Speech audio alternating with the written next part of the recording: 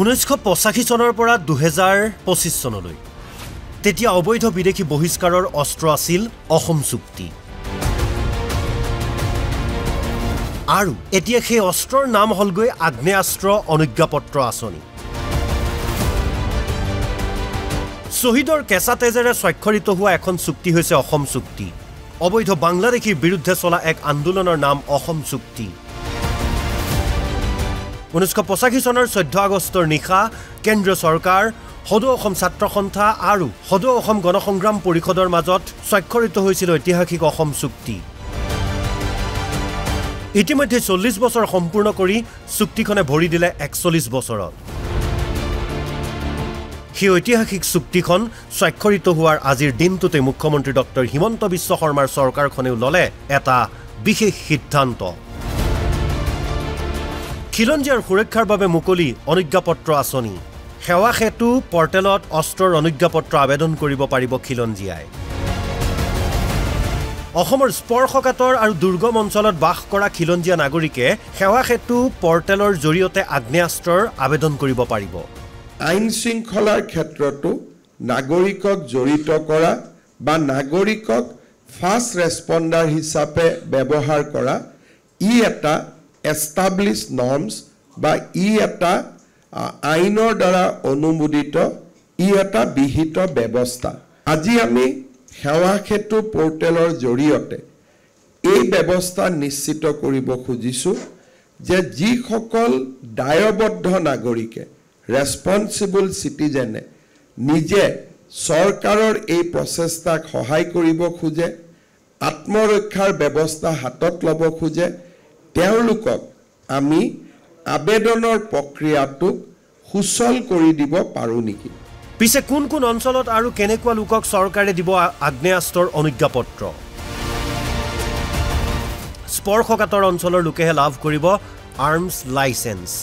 অৰুণোদয়ৰ দৰে প্ৰদান কৰা নহয় আৰ্মছ লাইসেন্স যোগ্য হলে হিন্দু খ্ৰীষ্টান মুছলমান সকলোৱে পাব আৰ্মছ লাইসেন্স গুৱাহাটীৰ যোৰহাট ডিব্ৰুগড় আৰু শিলচৰৰ ব্যক্তিয়ে নাপাব আৰ্মছ লাইসেন্স 2 ঘণ্টাৰ ভিতৰত আৰক্ষী গৈ নোপোৱা অঞ্চলৰ বাসিন্দাহে পাব আৰ্মছ লাইসেন্স যে মই এটা স্পৰ্শকাতৰ অঞ্চলত বাস কৰো মই এটা ভালনাৰেবল অঞ্চলত বাস কৰো আৰু তেতিয়া আমি তেওঁক অনুজ্ঞাপত্ৰ দিয়াৰ বাবে আগবাঢ়িম সেকেন্ড গুৱাহাটীত যোৰহাটত ডিব্ৰুগড়ত শিলচৰত য'ত পুলিচে উইদিন 2 মিনিটছ আহিব পাৰে তাতো আমি আৰ্মছ লাইসেন্স দিব খোজা নাই this is a religious neutral scheme খালি ইন্ডিজেনাছ ইণ্ডিয়ান সিটিজেন হ'ব লাগিব বা আমাৰ অৰিজিনেল ইনহেবিটেন্স অফ আসাম হ'ব লাগিব বিভিন্ন সময়ত চৰকাৰৰ এই সিদ্ধান্তৰ বিৰোধিতা কৰা কংগ্ৰেছক কটাক্ষ মুখ্যমন্ত্ৰী ডক্টৰ হিমন্ত বিশ্ব শৰ্মাৰ অসমত আটাইতকৈ বেছি আৰ্মছ লাইসেন্স দিছিল কংগ্ৰেছে মই দেখিছো যে কংগ্ৰেছ দলে আমাক সমালোচনা কৰিছে কিন্তু অসমত আটাইতকৈ বেছি লাইসেন্স কংগ্ৰেছে দিছিল সেই সময়ত কাৰণ ইট ইজ নাথিং এক্সেপচনেল আমি মাত্ৰ এটাই ব্যৱস্থা কৰিছো আমি বৰঞ্চ অকনমান বেছি প্ৰিকশন লৈছো যে গুৱাহাটীত কিয় দিব লাগে ইয়াতকৈ আমি বেছি কনজাৰভেটিভ হৈ আছো তেওঁলোকে সকলোতে দিছিল আমি কৈছো সকলোতে দিব নালাগে কাৰণ ইট মে বি মিসইউজ আনহাতে চৰকাৰৰ এই সিদ্ধান্তৰ বিৰোধিতা কৰি বিৰোধী দলপতি দেৱব্ৰত শইকীয়াৰ মন্তব্য বন্দুক সংস্কৃতি কেতিয়াও গ্ৰহণযোগ্য নহয় আমি এই নীতিৰ বিৰোধিতা কৰো আমি বন্দুক সংস্কৃতি কেতিয়াও প্ৰশংসনীয় নহয় বুলি ক'ব বিচাৰো আৰু শান্তি স্থাপনৰ প্ৰচেষ্টাৰ ই বিপৰীত দিশত গতি কৰে বুলি আমি অনুভৱ কৰো অসমত কেইবা দশক জুৰি সহস্ৰ আন্দোলন হৈছিল আৰু বিদ্ৰোহৰ পৰা আঁতৰি আহিবলৈ পূৰ্বৰ কেন্দ্ৰ চৰকাৰ কংগ্ৰেছৰ দিনৰ বৰ্তমানৰ কেন্দ্ৰীয় চৰকাৰেও বিভিন্ন সময়ত অস্ত্ৰ সম্বৰণ নীতি ঘোষণা কৰে বিভিন্ন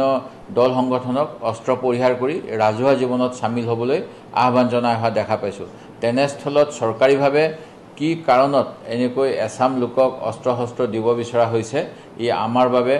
বুজা টান চৰকাৰক সমালোচনা কৰা বিৰোধী দলপতিগৰাকীক উভতি ধৰে অসম বিধানসভাৰ উপাধ্যক্ষ ডাক্তৰ নুমল মমিনে কংগ্ৰেছৰ দিনতেই ৰাইট লেফ্ট একো নিদেখাকে সৰ্বাধিক মাত্ৰাত অস্ত্ৰ অগ্নেয়াস্ত্ৰৰ লাইসেন্স দিছিলে আৰু মুখ্যমন্ত্ৰী ডক্টৰ হিমন্ত বিশ্ব শৰ্মা ডাঙৰীয়াই এই যধে মধে যি আগ্নেয়াস্ত্ৰ লোকক হাতত তুলি দিয়াৰ পৰিৱৰ্তে সীমান্ত অঞ্চলত যাৰ জীৱনৰ প্ৰতি সংশয় আছে, যাৰ জীৱনক ৰক্ষা কৰিবলৈ কাৰণে অস্ত্ৰৰ প্ৰয়োজন, তেনে ব্যক্তিকহে পৰীক্ষা কৰি অস্ত্ৰ তেখেতসকলক দিব। বিদেশীৰ পৰা ৰক্ষা পাবলৈ এইবাৰ খিলঞ্জীয়ে হাতত ল'ব লাগিব অস্ত্ৰ। অবৈধ বাংলাদেশীৰ বিৰুদ্ধে চলা 6 বছৰীয়া আন্দোলনৰ প্ৰেক্ষাপটত স্বাক্ষৰিত হোৱা অসম চুক্তিক কাৰ্যত আজিও ৰূপায়ণ কৰিব নোৱাৰা চৰকাৰে এইবাৰ বন্দুকেৰে চলাব যেন বিদেশী খেদা আন্দোলন। ভিডিঅ' জাৰ্নেলিষ্ট শংকৰ দাসৰ সহযোগত বিচিত্ৰ ৰাজবংশীৰ ৰিপৰ্ট NB নিউজ।